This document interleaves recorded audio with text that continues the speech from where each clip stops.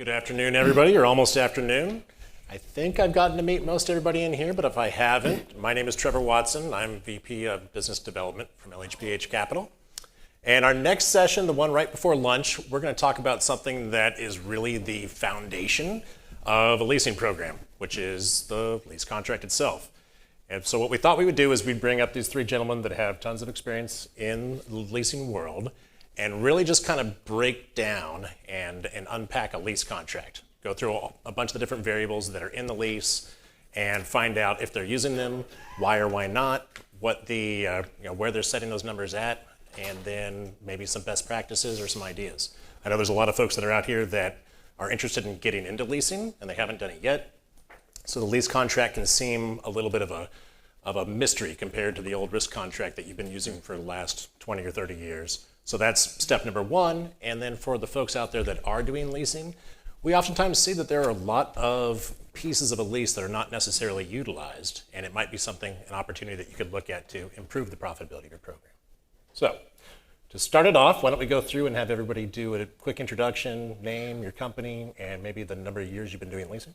Yeah, Terry Bowdler, the chairman of LHPH, been in consumer vehicle leasing for 48 years, and have been a lessor for over 35 years. Awesome. Thank you, Terry. Nick? My name is Nick Markosian. I'm a lease here, pay here dealer out of Utah. Been in the car business since I was an embryo, and we currently have 5 locations and a $65 million receivable. Dustin Kerr, Car Solutions. You guys hear me? Is this on? Right. In Arkansas, started doing leasing. Was originally doing buy here, pay here. Was introduced to leasing probably in 2010. Started doing it in one store. Been doing exclusively lease here, pay here, along with some retail for probably since 2011, 2012. Awesome. All right. So as you can tell, we've got a lot of experience up here. I'm going to try to move through these at a reasonable pace, and then maybe give a little bit of time if anybody has questions that they want to ask at the end. And then, of course, we do have our Q&A later this afternoon as well. So to kick it off, I'm going to ask the two operators first. Do you guys use a standard default lease contract from your DMS, or do you guys customize yours for your dealership? Go ahead. We use one that was provided by our DMS, and then we sent it to our attorney, and the writing was tiny, so we turned the 2-page contract into a 4-page contract. And then we changed some of the language around early termination to make it a little as a percentage of the payments that they owed. Okay. But other than that, it's pretty much a standard lease contract. All right. And Dustin, how about you guys? Yeah, ours is about the same. We our DMS provided one. We had a legal counsel look at it, made some minor changes. I mean, just almost exactly the same. Okay. Awesome. And Terry, I mean, if you were going to launch an LHPH program, what do you think? Well, I think the most relevant thing to comment on is from 2010 to 2016, I did a program with Don Foss, and he provided the capital, but I had to provide the leasing company. So we actually had to make all those decisions from scratch. And we did a completely custom lease agreement from scratch. Yeah. Excellent. Okay, so now this one I get all the time. Obviously, I'm talking with dealers that are interested in getting leasing all the time. What is your interest rate implicit in the lease, if you don't mind sharing? Yeah, so ours is 30%. We were a little less than that for a while, but doing some retail, we're not quite 50-50 retail. Not that we advertise price on our website, but to be a little more competitive, we maybe don't have as an aggressive as a price as a lot of people, and make up for it in our rent factor and our acquisition fee. Okay. Same exact deal. We were a hybrid retail, and now we're almost not. We're 95% lease now, and in order to keep our prices competitive, we made up for that with money factor. But we've really wanted to try to attract the higher tier customer. So we score our customers A, B, C, D. A, B gets a much lower interest rate than the CD customers. So we're 30% on our CD tier, and then more like 20% on our AB tier. Okay, so you do tier them out based upon credit risk and how that scores. Mm-hmm. Okay. And Terry, what do you think if you were going to launch something? Yeah, the product we did with CarRight, the interest rate implicit in the lease was 25%, and the average markup on the car was about 40%. Okay, all right. Awesome. Let's see. Next question, same vein, acquisition fee.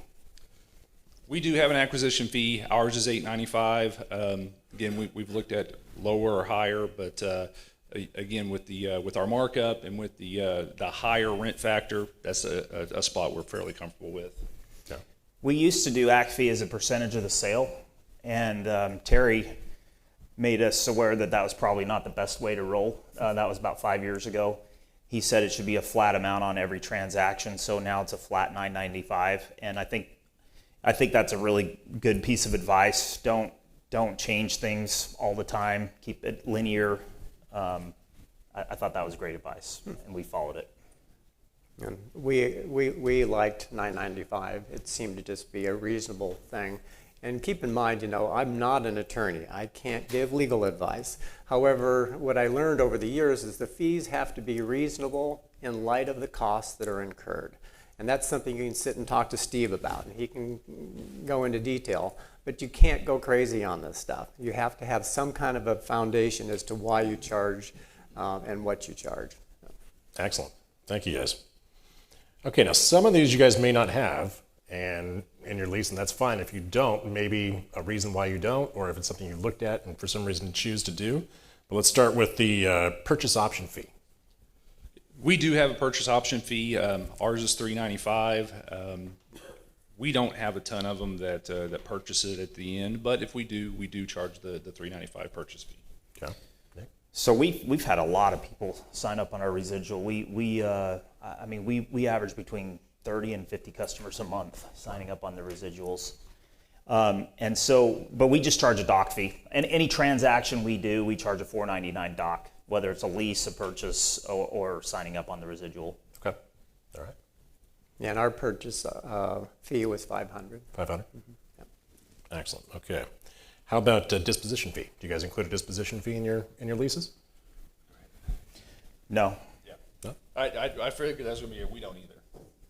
Okay. I didn't even know what that was until I got your guys' questionnaire thing. So Nice. There's usually a little blank spot on the back of the lease. good thing I came so I can learn what it is.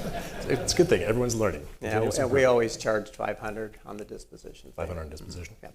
Awesome. All right. This is always an interesting one. Security deposit.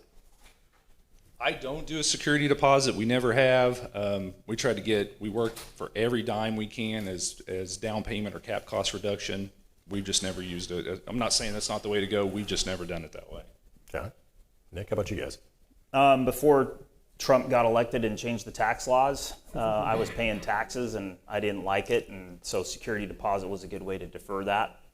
And so right now we have about $1.5 million on our balance sheet of security deposits we've collected, and we'll take a percentage of that into income every year based on how many leases terminate. Sure. Awesome.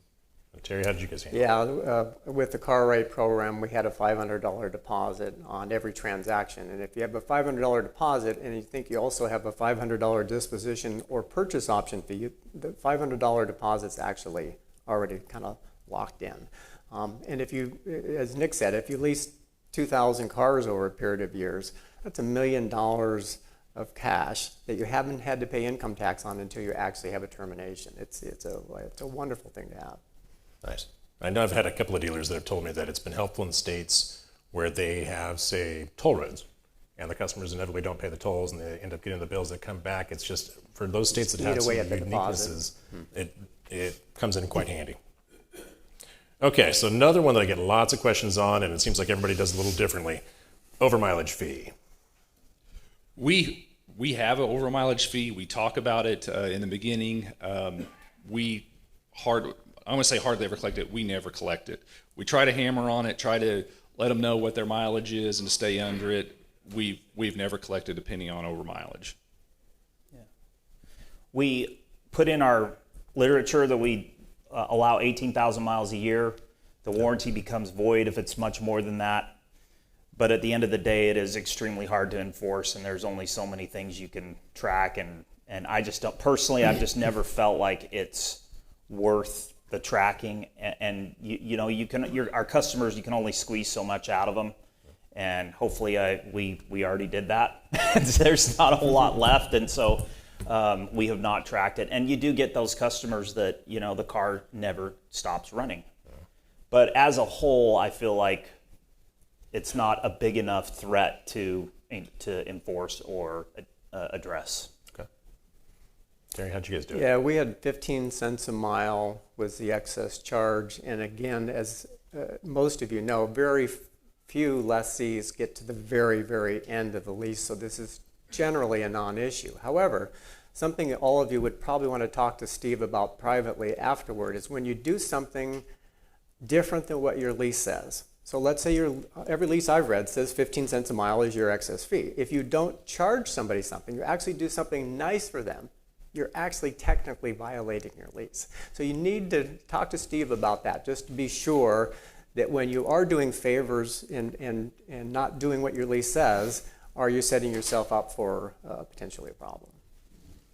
Well, and to be fair, we calculate it on everyone we get back every repo and give them a statement of what they owe. We've just never collected on it. Okay, and I'm going to guess that this is going to be similar. Wear and tear. Same scenario as mileage? Yeah, same for, I mean, from that standpoint, it's really no different than when we're doing buy here, pay here, right? Occasionally, I don't want to say we've never pursued a customer. I mean, if it's a really bad case where we have, and you know, we will use those options, but I mean, we just usually don't collect on that. Yeah, I mean, I think it's fair to have normal wear and tear on a vehicle. If the vehicle's wrecked and they're not willing to rectify that, or just, you know, the engine's blown, things like that, then we'll go after the customer, but otherwise, no. Sure.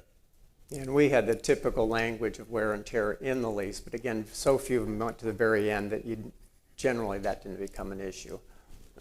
Makes sense, okay. So another one, and there's a lot of ideas that I've heard on this one, but early termination fee. How do you guys handle your early terminations?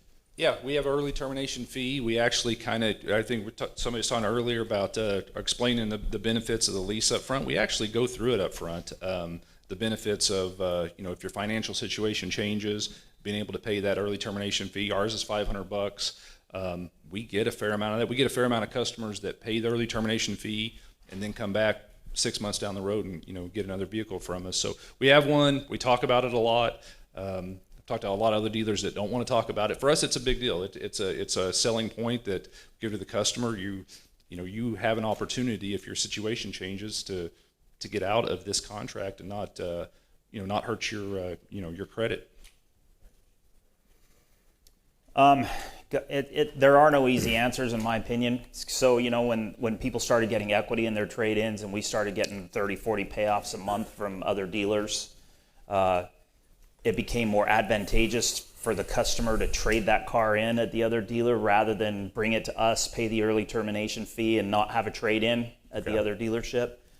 And so it depends on market conditions which way is the best way to deal with your customer not wanting their vehicle any longer. We decided to switch to like a percentage of how much they had left owing. So, for example, if they had a month's worth of payments, $4,000, we'd ask them to pay 50% of those payments, and then we'd let them walk. Okay. All right, so it sort of tiers down as their balance reduces? Yeah. Interesting, okay. Yep. The answer for me is unique because the lease that we had with Cartwright was a simple interest, daily interest, 365-day calculation, payment in arrears lease. Let me unpack that a little bit. But basically what that means, it was calculated almost identical to had it been a balloon loan. And it was purely a simple interest payoff for the ultimate lessee, which was good. No prepayment penalty on top of that. But the calculations that it took to do that and the system that we had to use had to create their own separate transactions and calculations. It was not easy to implement, but once we got it done, it was good for the consumer. So to answer the question, no, there was no prepayment penalty. And it was a simple interest calculation to get to the balance the lessee owed, but what you actually charge is a different thing when there's a termination. Sure. All right. Great answers here. Okay, now this one, of course, is the first question I get from just about everybody. What's your residual setting, or how do I set my residual? So you guys help me out on this one.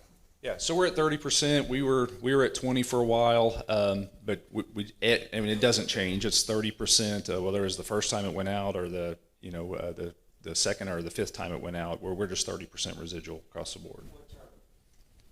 Sorry, What term? our average term is 36 months.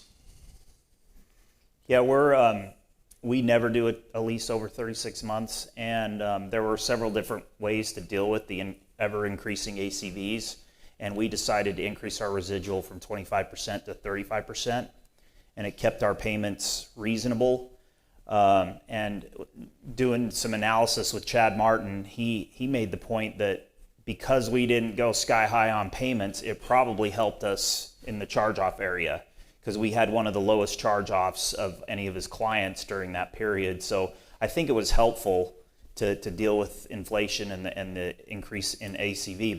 But all it did, it really, I mean, depending on what the car is going to be worth at the end of the lease, would impact margins. But, and so we're probably going to have to re-examine that. I was actually thinking probably going to have to lower it back down to 30 or 25%.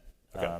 To start off next year, because wages are a lot higher. Our customers can afford a much higher payment now, and it's time to get back to charging them a little bit more. So that's what we did.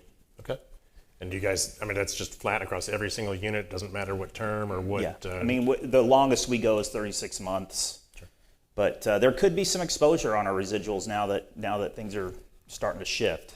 But when you're talking about we're not talking about $50,000 new cars. So whatever exposure there is it going to have a huge financial impact on us? I don't think so. Sure.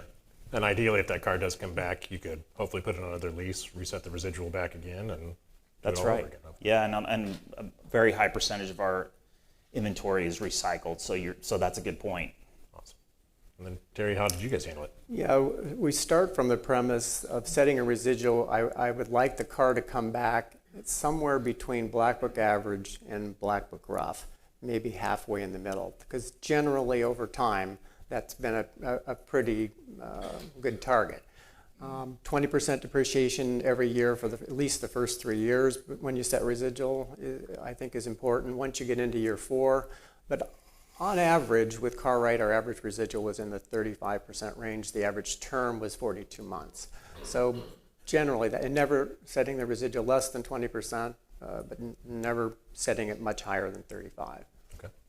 And I think that's a good point. Never less than 20%. That's certainly what we advise all of our customers. And that way you ensure that you have an operating lease and you can avoid any of the issues that might come if you don't. Okay, you guys did touch on it already, so I'm going to jump over term. Although maybe in relationship to term, what's your payment frequency? Are you doing bi-weekly, weekly, monthly?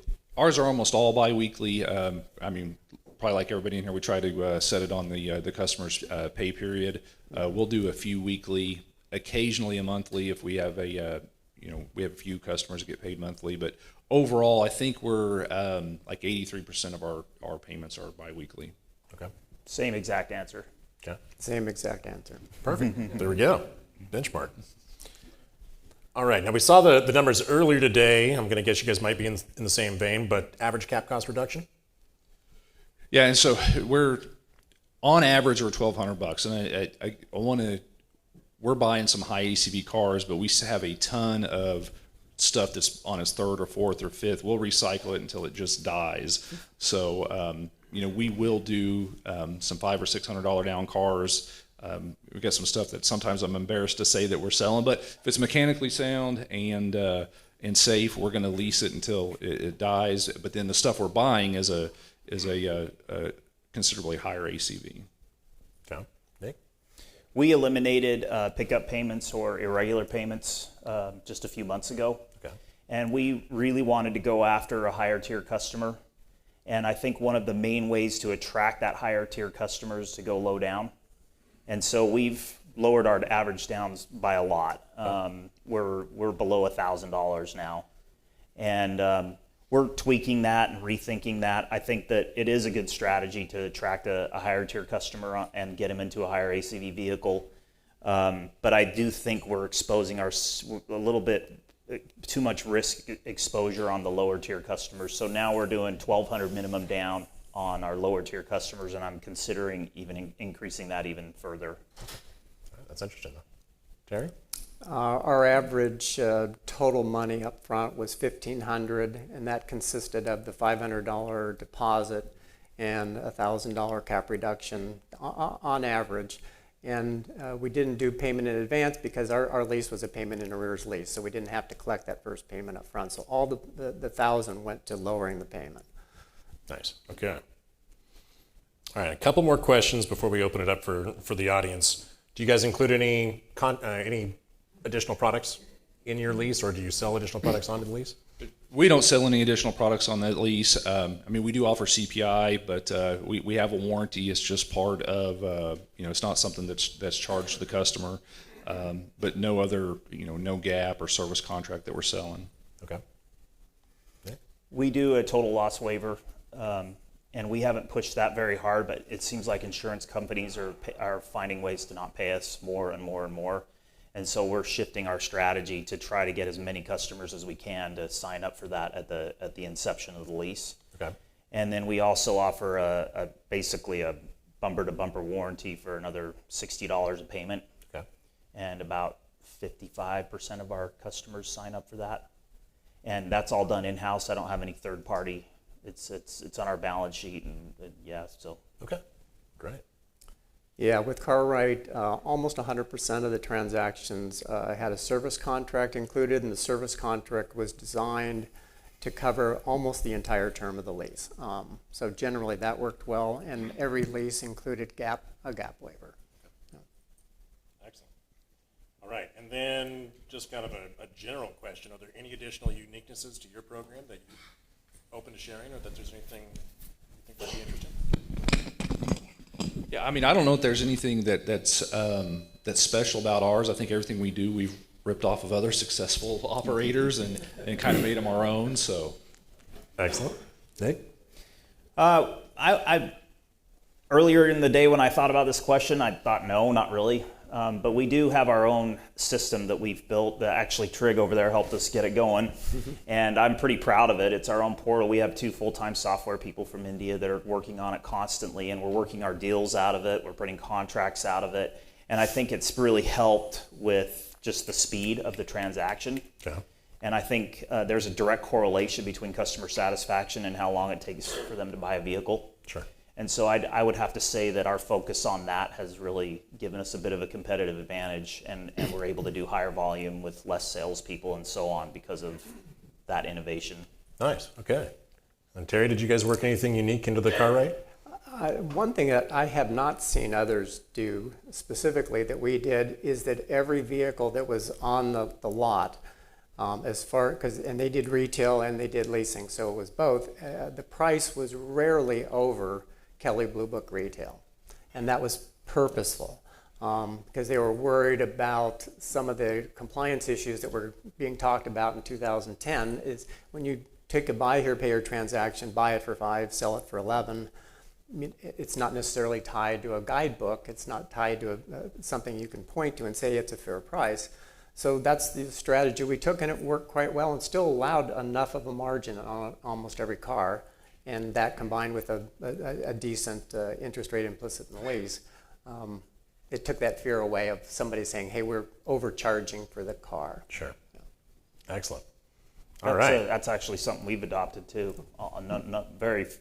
Maybe some really low ACV stuff would be over Kelley retail, but that's just how we price everything. We make up for the lack of margin in other ways. Yeah.